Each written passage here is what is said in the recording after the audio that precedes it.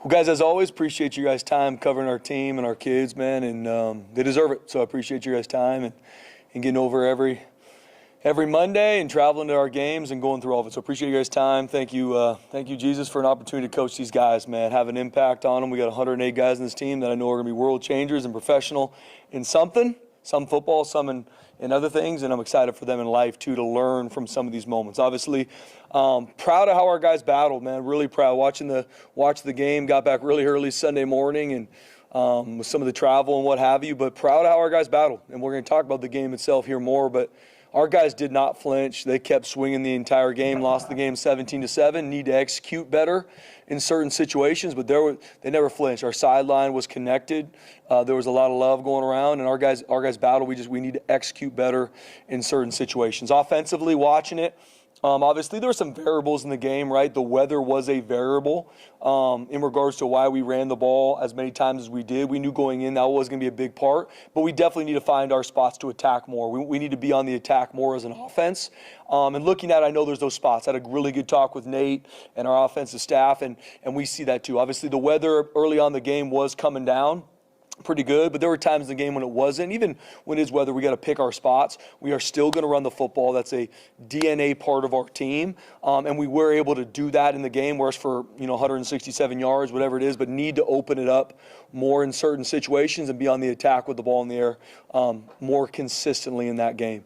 And then we got to make sure we had some critical penalties in the game. Weren't pre-snap, but critical penalties. Obviously, the one on 4th and 2, that probably was an explosive play that would have ended up probably going in for a score or at least 3 points.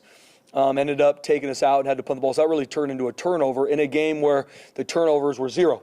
Right? We didn't have an edge, but we didn't lose the game in regards to turnovers, but we got to be on the attack. So some penalties hurt us, and we got to find a way to make sure we're on the attack more offensively. Defensively, we got to stop the run. I mean, they threw for 20 yards and beat us. That's 2 weeks in a row where a team in total has thrown for 50 yards and beat us.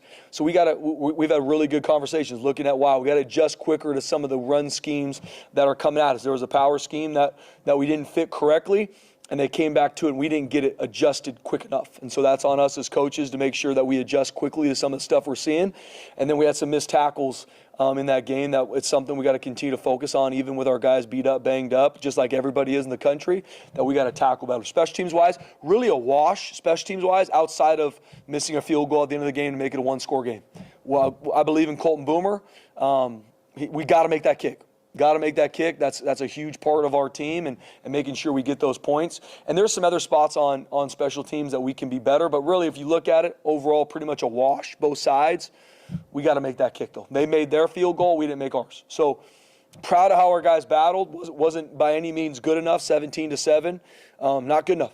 Not good enough, and I take full responsibility, and everyone can have their opinion of what that means, but I really do. It breaks my heart because these kids care, they love this team, and they give their all in practice and for this team. Now, at 6-4, we got senior night on the blue, and it's going to be a sold-out crowd, and we got to protect the blue. That matters to us. We did not do it the last time we're on the blue, and that's really going to be my message. It's not about the next game. It's not about postseason. It's all focus is about senior night on the blue, and us learning from this past weekend, us learning from, okay, how can we be more explosive offensively? How can we do a better job stopping the run defensively? How can we make game-changing plays on special teams where we have not to this point? So that's really going to be our focus this week. Injury updates, Maddox is still going to be out. So he's doing better, but he's still going to be out. Hopefully we get Chris Marshall back.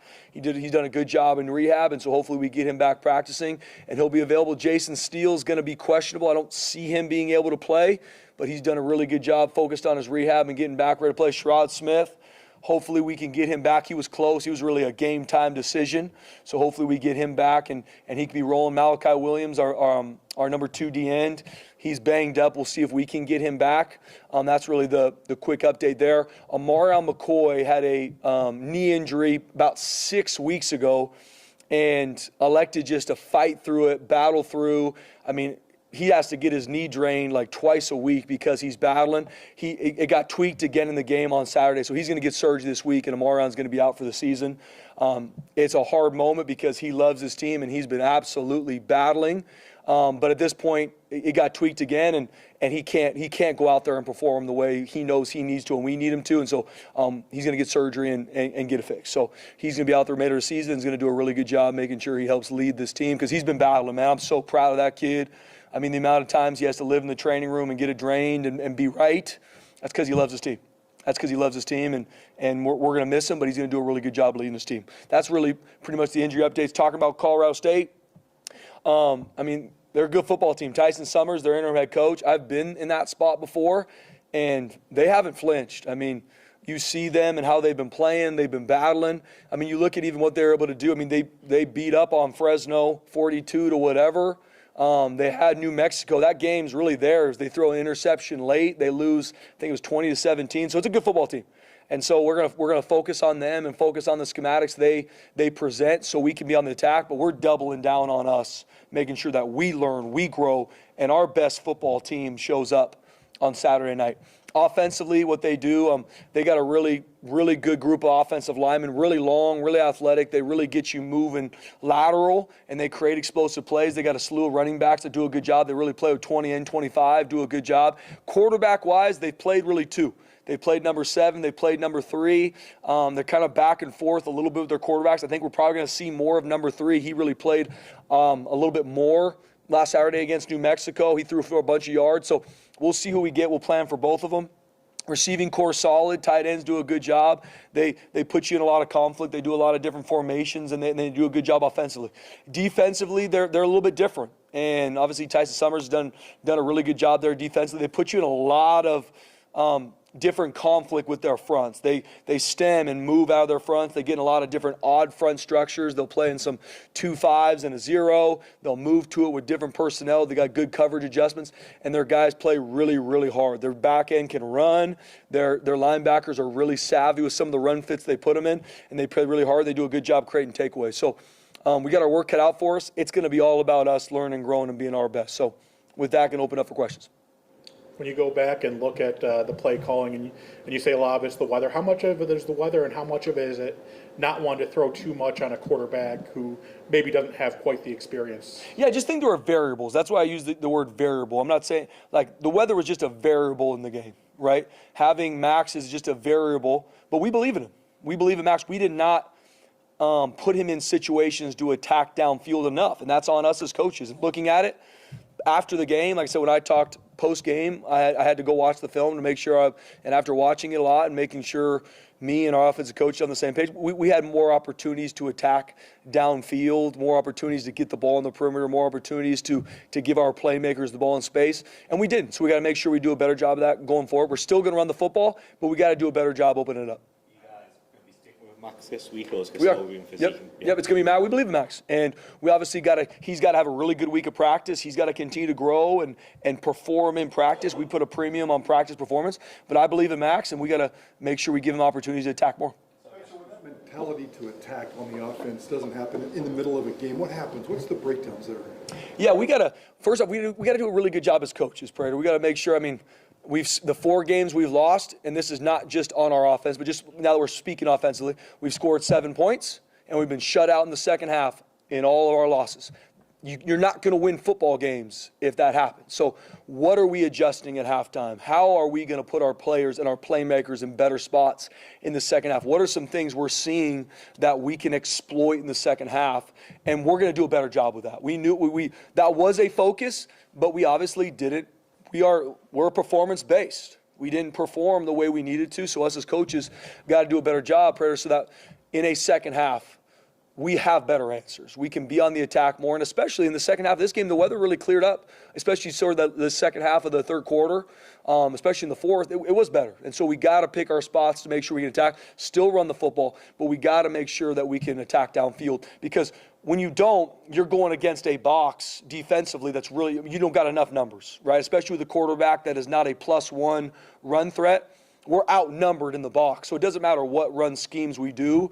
It's going to be really hard to be explosive. And when you look at football, the 2 biggest stats are turnovers and explosives. Turnovers was a wash. It was 0. We didn't take any on defense, which we need to, but we didn't turn the ball over. Ball was on the ground, but we got it back. And then explosive plays. We had 4. They had 7. And really, we had 2 going into the last drive of the game and got 2 on that last drive. So those are the 2 biggest stats that affect winning games. And one was a wash, one we lost. We lost a football game. Is it fair to say that Nate is still learning his new role? No, I don't think so. I think you're learning and growing always, Prater. Like, is Nate going to be a better offensive coordinator today than he was a week ago? Yeah, I would say no different for me as a head coach, no different for someone who's been an offensive coordinator for 10 years. Hopefully, you're always learning and growing. But just like I believe in Coach Potter, believe in him. I know who he is as a coach. I know how he sees the game. I know he pours in our players. I know he's got answers. Now, are we performing to the level we need to offensively? Absolutely not. But for me, I don't directly go to, you can't do it, or you're not good enough. I think to me, that's a very average leader, that the second maybe a player doesn't play well in a game, all of a sudden you just write them off, or is there something you're missing? Is there ways that I got to support Nate more? Are we getting enough, are we having enough conversations throughout the week? Are we putting our players in good spots? And it's holistic. We are not performing the way we need to offensively, and our players care. They are battling, so it's on us as coaches, and we got to put them in better spots. Schemes, didn't matter, but I don't think there was any play action. You didn't have any 2-back sets. Yep. I mean, it seemed like a lot of just basic run plays. I mean, how do you look at the types of plays you're running in terms of, I know you want to run the ball, but can there be more variables and creativity there? There needs to, BJ. Yeah, we need to put a defense in more conflict. We need to find ways to put them on their heels more than we did in the game. And we got to be better. And we had some things in the game plan that we didn't use, that we had good conversations about why, and making sure that we don't leave those bullets unshot. We go into a game, and I think the question was asked to me after the game, we don't go into any game planning to lose. We go into every game planning to win. And that's on us as coaches to have the plan and then to go out and execute the plan. But we didn't. We had some of those bullets we didn't shoot, and we got to make sure we use them. In terms of the in-game adjustments, how do you guys think you do as coaches there? Because a lot of the stuff you say, we saw it later and we should have done this. I mean, where's that breakdown and that communication during the game, why some of those changes can't come sooner? Yeah, we got to be better, BJ. Yeah, I mean, especially in this day and age with iPads and all that, we know what it is. Why are we not adjusting and it being executed on the field in game? Because it's too late on Sunday to make adjustments, right? It's easy to sit in my chair in my office and say, oh, this is what we could have done, should have done, just like everybody's going to do with us. We got to make in-game adjustments better. So we're having good talks as staff, and this isn't brand new. Last weekend against San Diego State, we've been shut out in the second half of multiple games. We've had more points scored us on the second half in these losses than we have in our wins. We got to do a better job. And defensively, there's some similar things too. There's a couple run schemes that once we got them fixed, we were in a good place, but it still took too long. And in the game we're playing really good teams. We're on the razor's edge. We got to make sure that we adjust quicker, and we're going to be better for that going forward. But now it's for us making sure in real time, what are we doing? How are we using the iPads? What is our conversations when our side of the ball is off the field? How can we get this fixed? Where are we losing this? Those are conversations we're having as staff. When you have those exact same conversations in game, what's Zach's role? Yeah, for me, and that's why the second our offense is off the field, I'm switching over to defense. So it's conversations with our offense, what's going on. And our entire offensive staff does a really good job. Hey, these are the things we need to get to.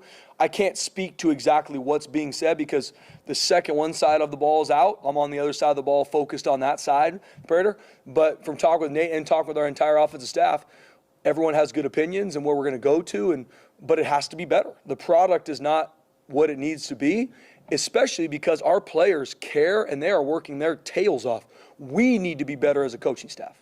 There's been games where it has been clicking, where you are scoring 50 points a game. Is there anything you can look at and see, say, okay, we were doing those things in these games that you necessarily weren't doing when in the losses? Yeah, absolutely. I mean, we've been explosive as an offense this season. As of late, we have not been. So why? And there's no excuse. Weather's not an excuse. Who's in the game's not an excuse. We have to be explosive at offense. And we have enough. We have what it takes. So it's on us as coaches. Like I said, I'm proud of our team. I'm proud of our players. The product on the field is not what it needs to be. If our effort from our players is there and they're working their tails off, that's a coaching issue. That's on us, starting with me, and that's on our coaches to put them in spots to be explosive. I know hindsight's 20/20. Looking back at the film with Max, and I know there was an emphasis to run the football against SDSU. Was there a conversation, hey, we need to let Max kind of air the ball out a little bit more headed into this game? You talking about going to Colorado State? Yeah, we haven't met with our players yet. We're going to meet with them later tonight, but absolutely. I mean, we believe in Max. We gotta give him more opportunities to take his shots, and then it's Max's responsibility to do a really good job in practice, to earn the trust with his coaches and his teammates.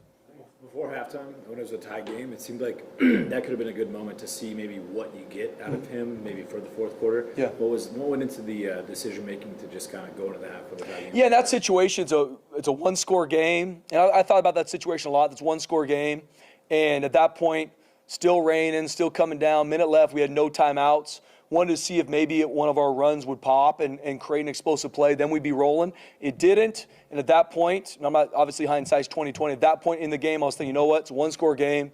Let's not create any issues, especially where the weather is right now. Let's go in. Let's adjust. Let's have really good answers and come out better second half. Hindsight's 2020, and look at that situation going forward. Want to be on the attack more than we were, but that was where my head was at with how we played it.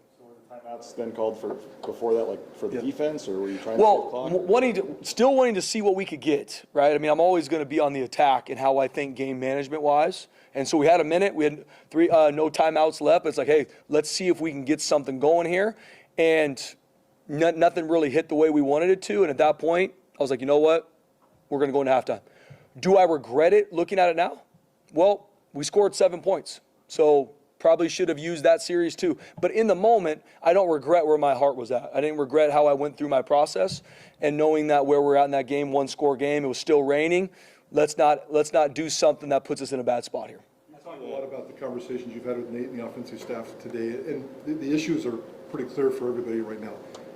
What was the conversation like in terms of how to fix the issues? Yeah, good question. That's what it's all about, Brett. I mean, we are problem solvers. It could take anybody on their sofa at home to watch and look at a game and give their opinion. We're problem solvers. And so that's where my biggest message, even yesterday with our staff, as much as it kills me when our team doesn't win these games and I have to look in these kids' lives and these kids' eyes and see how much they hurt, but we got to find a way to get it done. So us as coaches, we are problem solvers. We have to create answers. And so that's what we're going to work to do. How do we do it in practice? This week in practice, we're going to be very simple, very, very efficient with our time. We got to execute better. So is our urgency at practice enough, right? So that when we get in the game, I can execute the things I do in practice. Okay, what are some drills we're going to start doing? We're going to do a little bit different things at practice, or executions at a premium. That's what we're into. And then making sure, like almost the point you have, BJ, making sure formationally, everything we do puts a defense on their heels to make sure we can attack more, not just throwing the football, running and throwing the football. That's what we're going through right now. That's what I know our coaches are doing a really good job game planning. Sean Lewis said they bullied your offensive line post-game. You've watched the tape here and there, and what are your thoughts on that? Do you agree with him? Everybody post-game has their opinion on how they handle press conferences. That's not how I handle press conferences. Let me start with that. They won the game. They won the game. Hats off to them. They did absolutely enough to win the game. But I love our team. Our team never flinched. They battled. They won 17-7. Hats off to San Diego State.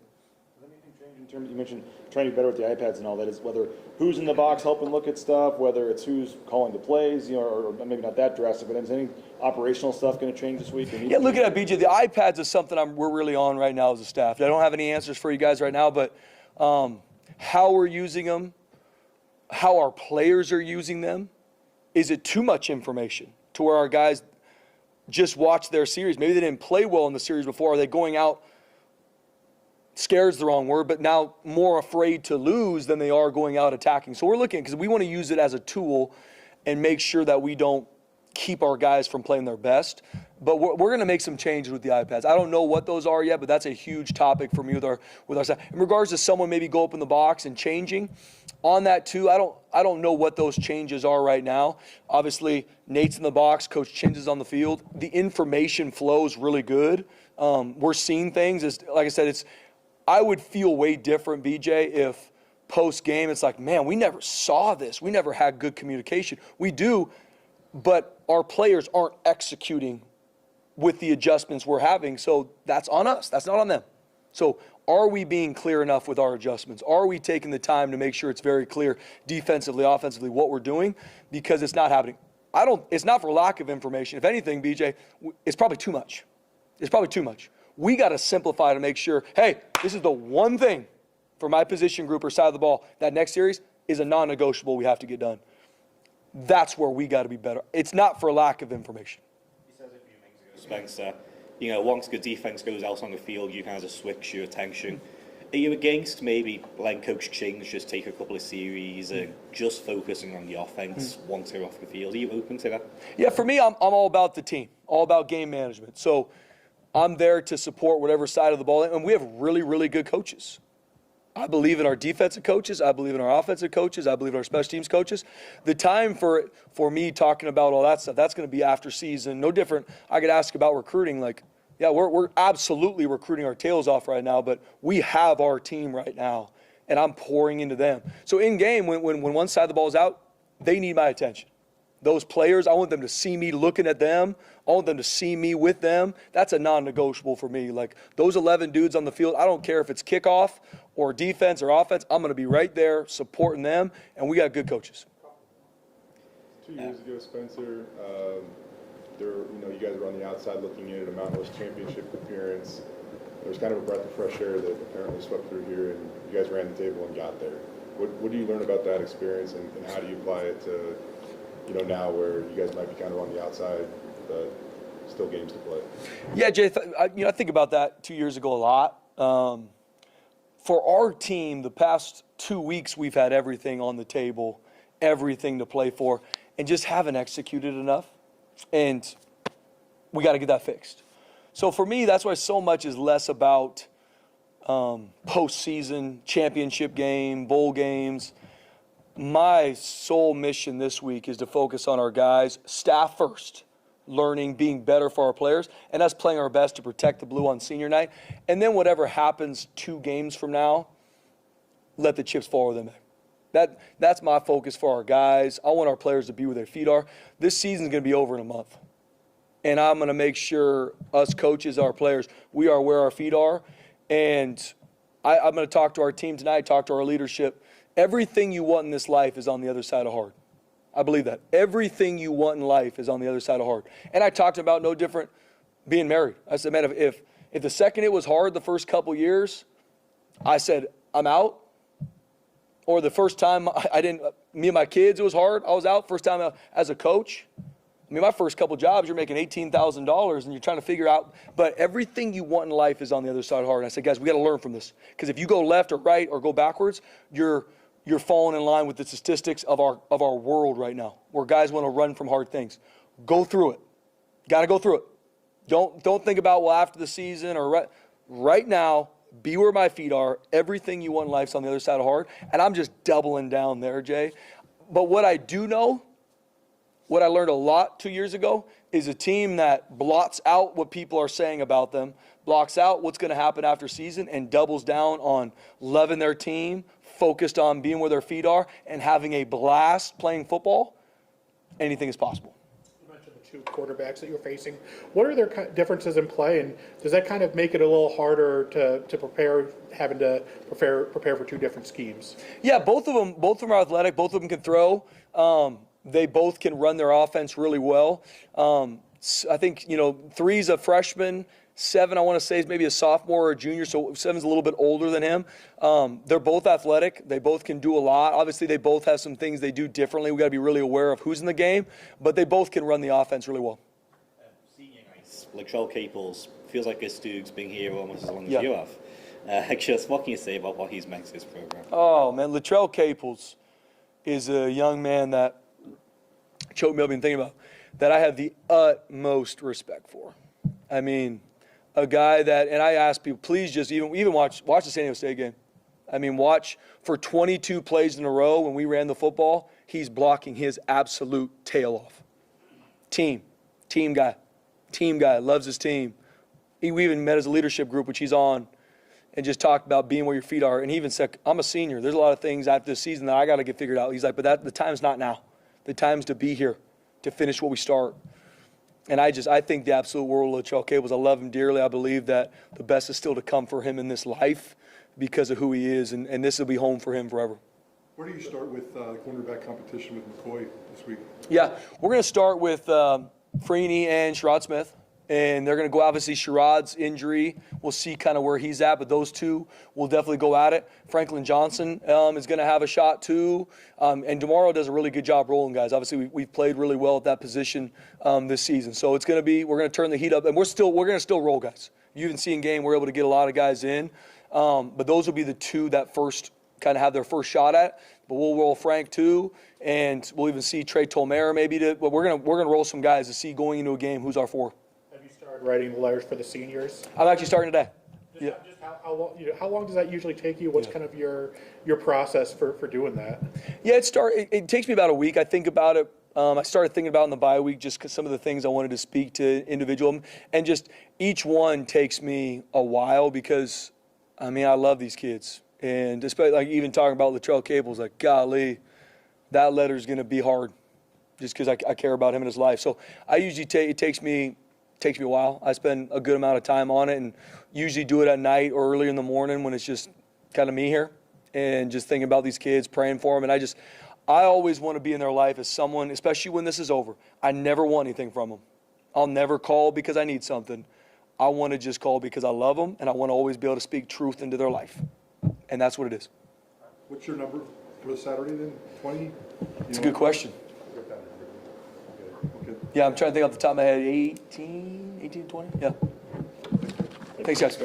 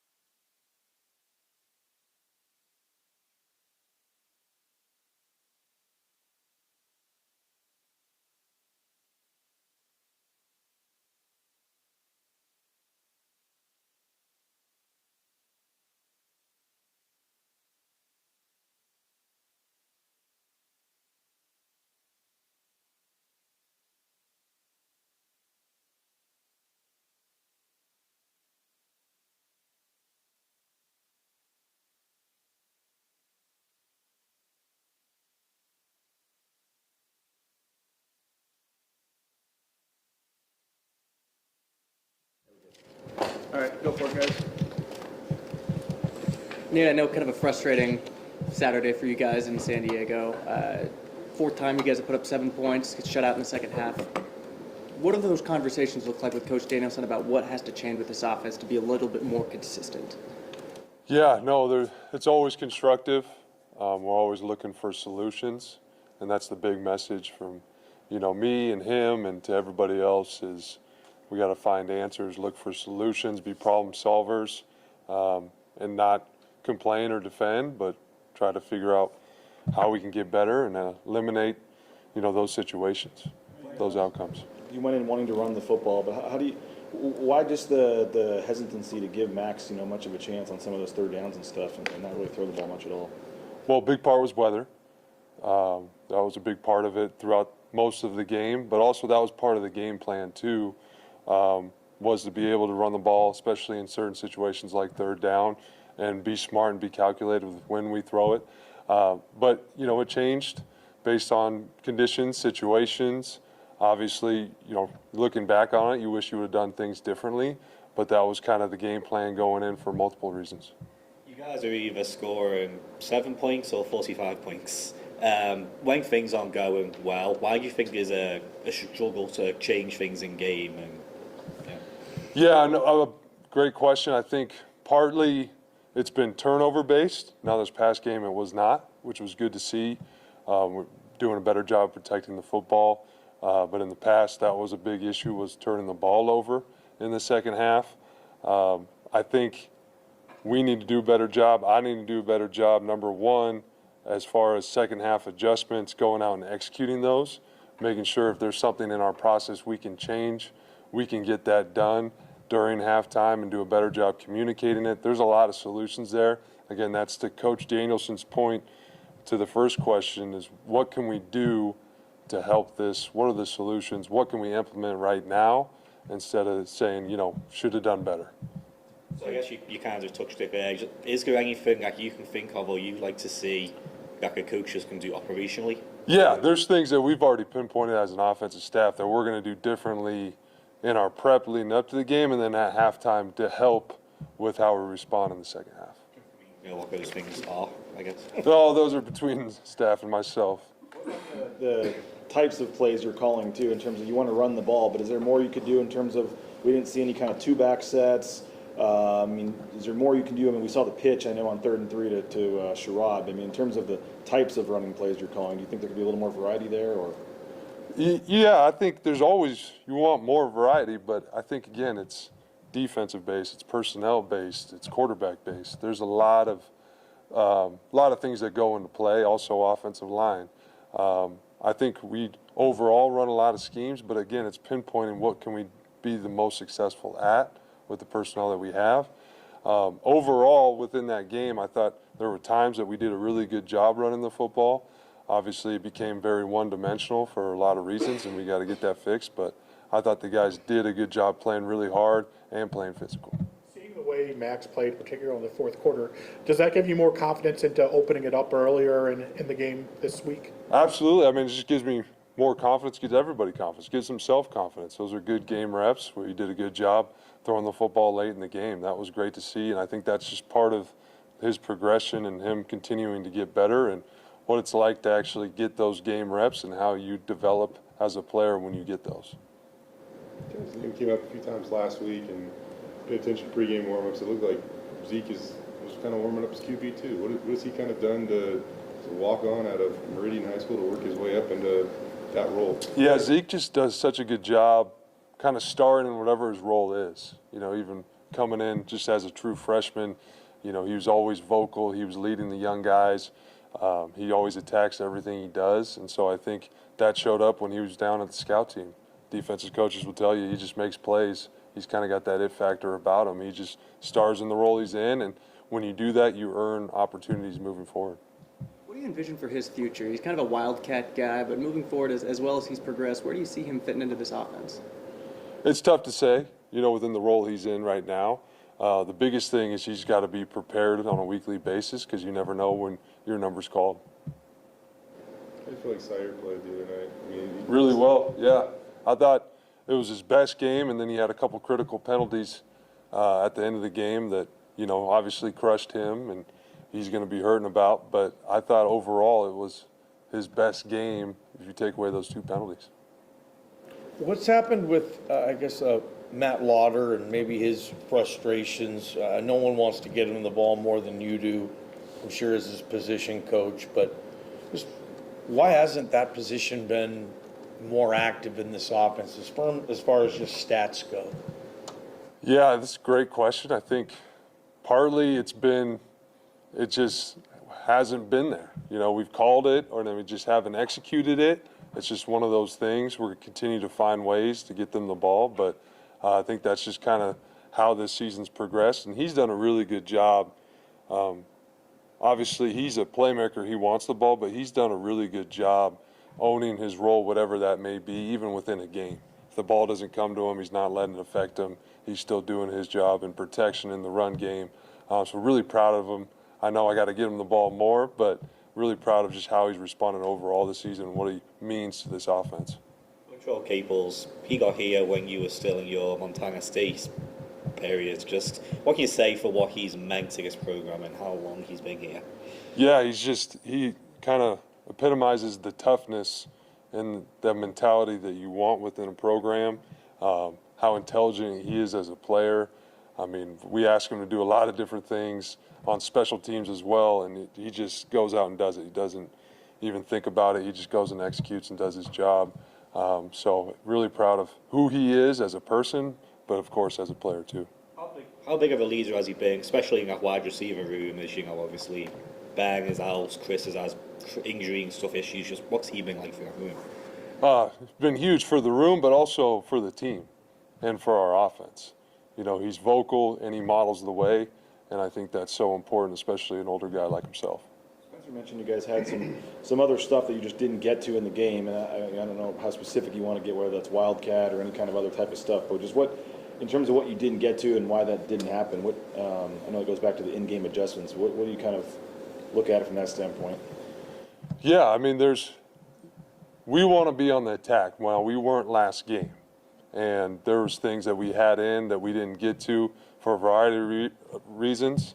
Not going to make excuses about it, but each week we go into it. We want to make sure that we have those bullets, and I got to do a better job of making sure we execute those and call those. I don't know if you knew it at the time, but when you find out later you ran 22 plays in a row, running plays, what comes to your first thought when you think of that? Again, I think there's a lot of factors. I mean, there's the weather, there's the game plan, there's what we're executing. I loved it because we were moving the ball well doing that. And again, you cannot be one-dimensional. I know that. I'm not making excuses for it. We got to get better in a lot of ways. I have to get better, number one. But I am proud of the way those guys battled and what they did on those 22 consecutive runs. And it means a lot to me that they gave it their all for this team. What are you seeing from Colorado State, and I guess how can you see Max maybe being a bit more in that game? Yeah, they're multiple defense, they're attacking defense. They do a lot of different things, front-wise, pressure-wise, coverage-wise. So there's a lot to look at as an offense. So there's great opportunity. I think we keep building on what Max did and how he's getting better, and there's a lot of opportunity for everybody to have an impact. What did you make of how he did? I mean, you didn't ask him to do a ton, but he obviously, in terms of how he managed the game and what he did out there, what'd you think? Oh, very proud of him.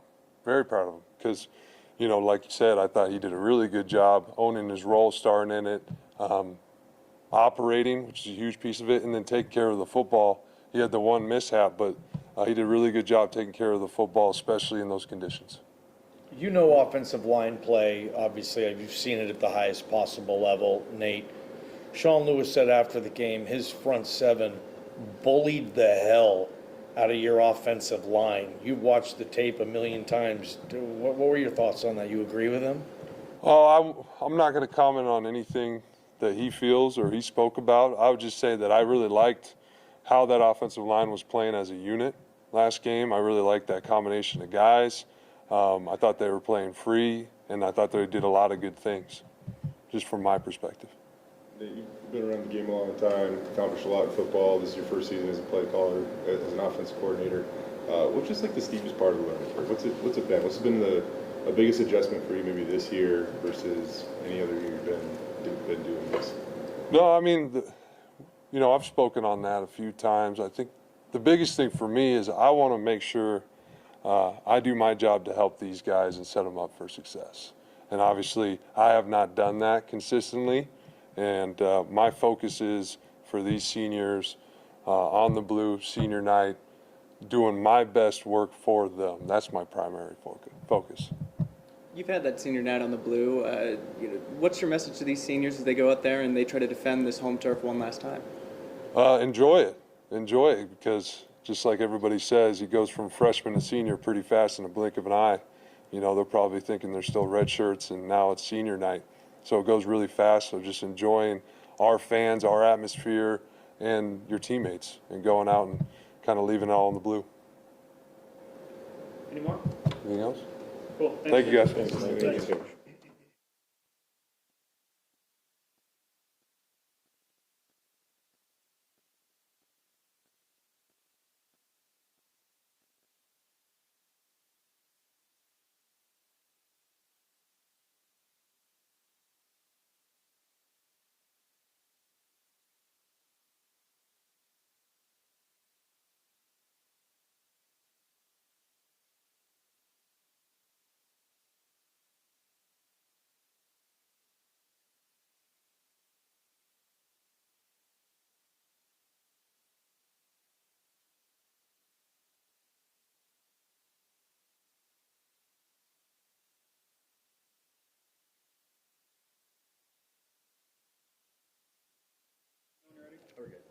Okay, go for it.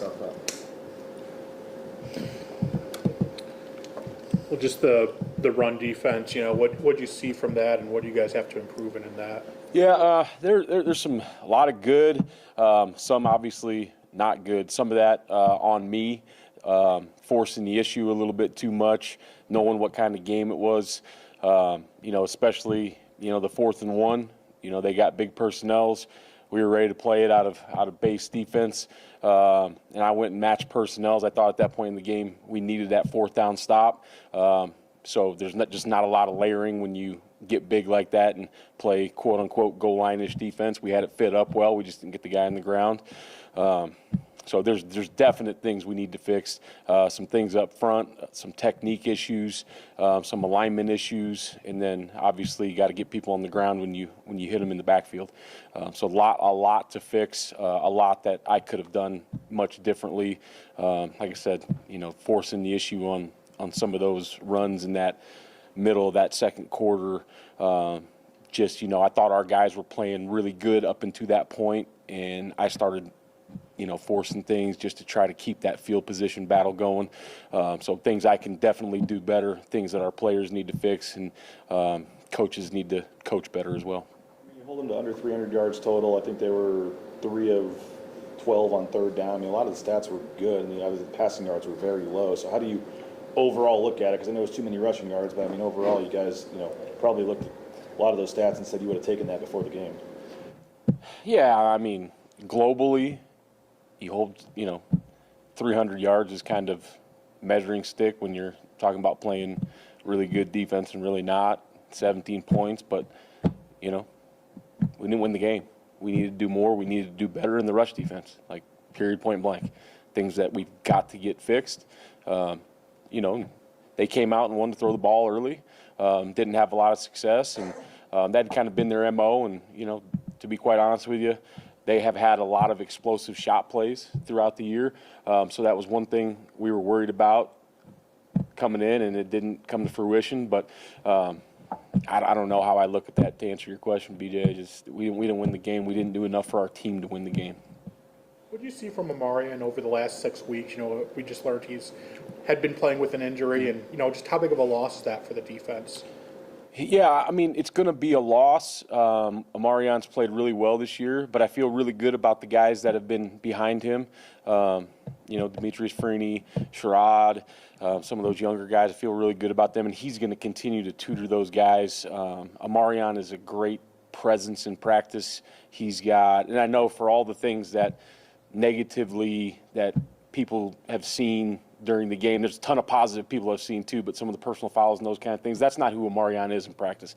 In a practice, he's very positive. He's got a lot of great juice. He helps those young guys, so he's going to continue to do that. And, obviously you never want to bring up an injury that a kid's dealing with so that's public knowledge, especially when he's going to play through it. But proud of him the way, there's a lot of people that wanted to shut that down as soon as he got hurt, and he wanted to continue to play through as long as he could. So proud of him for that. But I know he's going to help get those young guys ready, and so I'm confident in those young guys that'll get in there.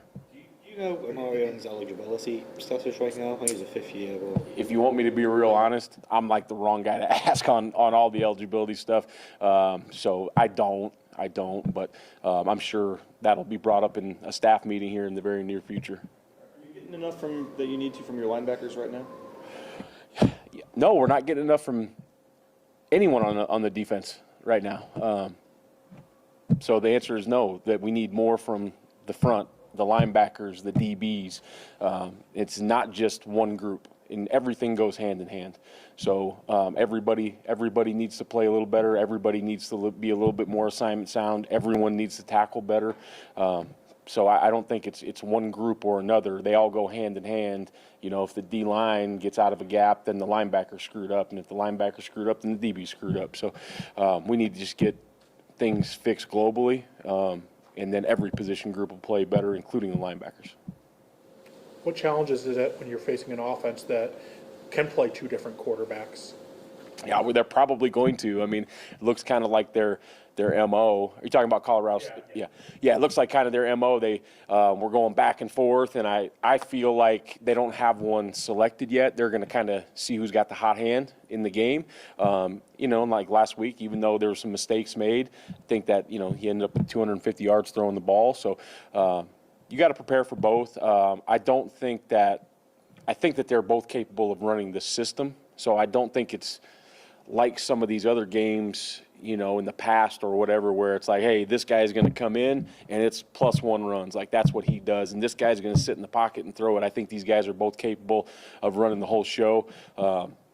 I just think they've done a really good job here in the last couple of weeks of using some different personnel, some different players, putting them in different roles, and it's as we're watching it going through right now, it's going to be challenging to locate certain players in every formation. Does Jeremiah Irby say move to field corner? Do you consider maybe Mickey outside of nickel, moving him to the traditional corner, and maybe someone else at nickel? Any of those? Yeah, those are questions we talked about this morning early when we found out Amarian was probably going to be out for this game for sure. And then, so my response to you and our staff was, let's put our plan together first, and then let's talk about who needs to be where, so we can kind of see, like, is this going to be a ton of man? Is this going to be a ton of zone? What are we going to do before we start moving those pieces around? Because I think I told you guys last year, you know, one mistake in that San Jose game that I made was I moved Amarian into the slot without really evaluating what the game plan was going to do, and some of those things I asked him to do wasn't his forte. So I just want to get that game plan solidified, and then we'll talk about who needs to move where. But those are on the table. A physical game, late game. You guys get home sometime after 6 a.m. What's the challenge of this turnaround, Erik? I don't know. I think, you know, these guys that are playing are pretty young yet, so they're used to staying up late and probably not having a lot of sleep on the weekend. But you know, your body's always a little bit more worn down, so we got to do a good job of taking care of those guys. And Coach Danielson had a good plan for the coaches. You know, we came in directly after the plane landed, so that wasn't fun, you know, going all night without sleep. But I think that you go home and take a quote-unquote nap, then you're really in trouble, you know. So we came in and got that game broke down, got a lot of our work done, and then we were able to go home a little earlier so we could get fully rested for today. So I think Coach has a good plan for us. He had a good plan for the student athletes, but there's always challenges, you know. It's like coming back from the island a little bit. So what time did you get out of here yesterday then? Oh man, I don't know. We got in here at 6:30. I'm always the one, not the last guy. I don't want to be like that. I'm that guy, but I'm usually one of the later guys. I don't know. I tried to make it home for dinner. Like seem like an excuse or whatever, but you look at some of these guys. You mentioned like finish a couple plays in the backfield, and you look at some of the guys that might be in those positions, and we know they're kind of battling stuff. But like, how hard like can it be to finish some of these plays right now, or what's the key to it? Yeah, it doesn't help, but everybody's hurt. I mean, across the country. Like, I don't know what to tell you. Like, that's just November football. Like, everybody's hurt. You got to play through it. Is it harder to do some of the routine things that you would normally do? Probably, but that's what you got to do if you want to win games in November.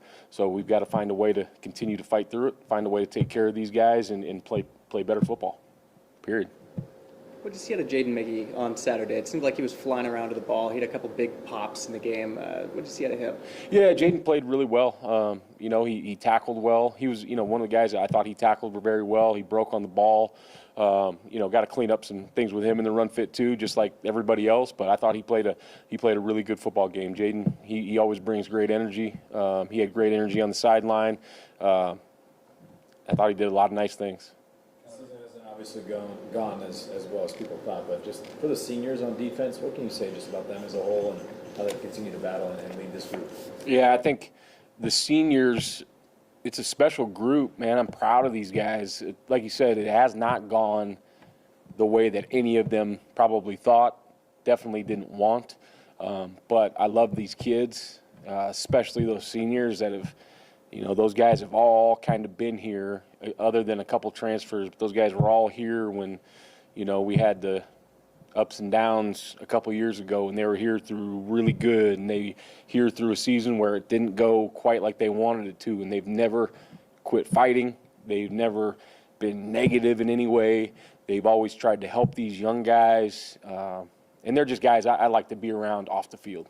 Like, they're good football players, all those kind of things. That that is what it is. If they weren't, they wouldn't be here. They wouldn't be starting for Boise State. But I like being around these guys off the field.